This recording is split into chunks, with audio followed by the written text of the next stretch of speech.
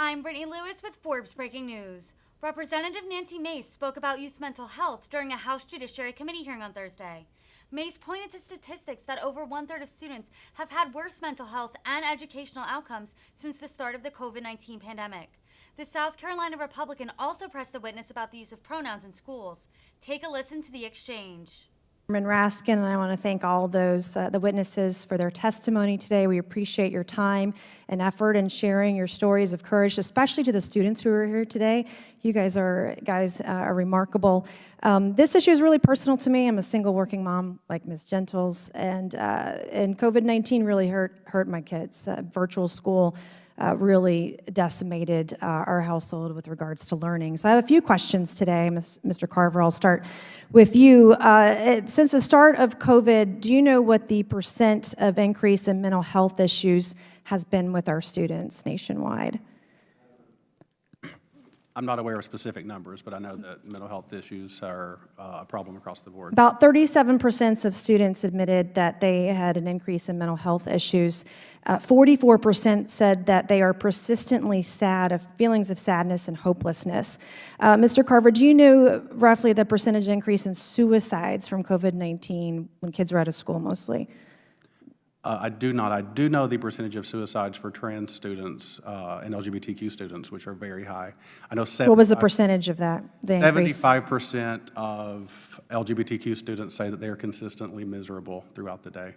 So the rate of suicides during COVID-19 increased 22% the summer of 2020 over 2019. In the winter of 2020, it was a huge increase of 39% on average. Do you know the % increase in online bullying during COVID-19? Not off the With top our of my head. 70%. There was a 70% increase, which coincides with the rate of suicide, as you mentioned earlier. Do you know the % of increase, or excuse me, decrease with regards to reading levels during COVID-19 when a lot of kids were home? Do you know how bad it was, how bad it decreased? I'm a teacher, so I'm aware of the losses we've had and the work we've had to do to make up for it. About 30%. And then the decreases in learning math, particularly for those students who are in virtual school, was down 50% during COVID-19.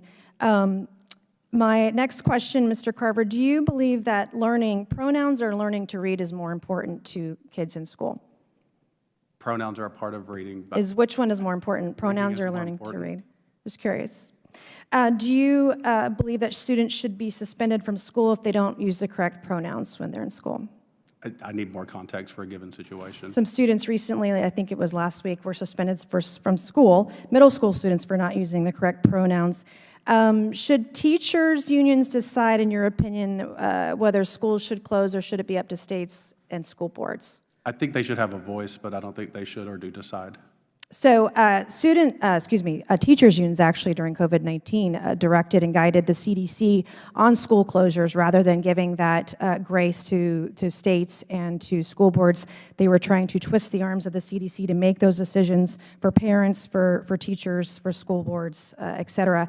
Do you believe that parents have First Amendment rights? I guess, Ms. Nossel, you mentioned First Amendment in your comments earlier. Do you believe that parents have the right to the First Amendment? All Americans have a right to the First Amendment. So do you believe it's okay if parents show up to school board meetings to have their voices heard, especially when they disagree with school boards? Absolutely. People have a right to have their say. You know, if they're making threats, if they're harassing people, that's something different. But expressing your opinion vociferously, absolutely. I wholeheartedly agree.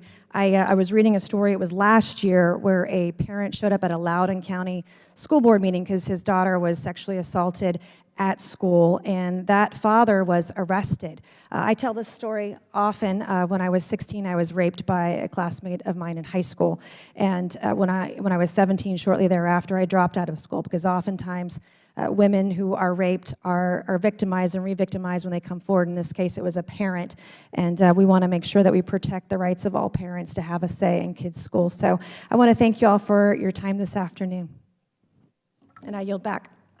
Thank you. The gentlelady yields back.